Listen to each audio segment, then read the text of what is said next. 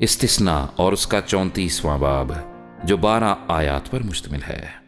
اور موسیٰ موآب کے میدانوں سے کوہ نبو کے اوپر پسگا کی چوٹی پر جو یریحو کے مقابل ہے چڑھ گیا، اور خداوند نے جلاد کا سارا ملک دان تک، اور نفتالی کا سارا ملک، اور افرائیم اور منسی کا ملک، اور یہودا کا سارا ملک پچھلے سمندر تک، اور جنوب کا ملک، اور وادی یریحو جو خرموں کا شہر ہے، اس کی وادی کا میدان صغر تک اس کو دکھایا۔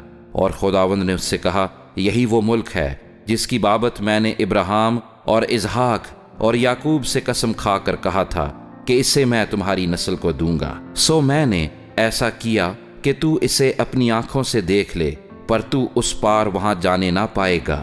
پس خداوند کے بندے موسیٰ نے خداوند کے کہے کے موافق وہیں موآب کے ملک میں وفات پائی، اور اس نے اسے موآب کی ایک وادی میں بیت فغور کے مقابل دفن کیا، پر آج تک کسی آدمی کو اس کی قبر معلوم نہیں۔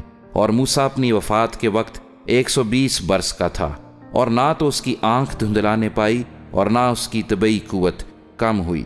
اور بنی اسرائیل موسیٰ کے لیے موآب کے میدانوں میں 30 دن تک روتے رہے۔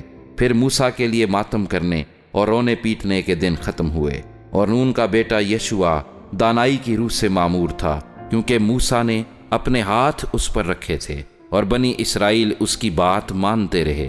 اور جیسا خداوند نے موسیٰ کو حکم دیا تھا انہوں نے ویسا ہی کیا، اور اس وقت سے اب تک بنی اسرائیل میں کوئی نبی موسیٰ کی مانند جس سے خداوند نے روبرو باتیں کی نہیں اٹھا۔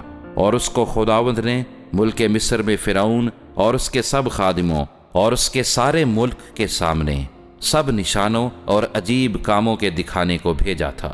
یوں موسیٰ نے سب اسرائیلیوں کے سامنے زوراور ہاتھ اور بڑی ہیبت کے کام کر دکھائے۔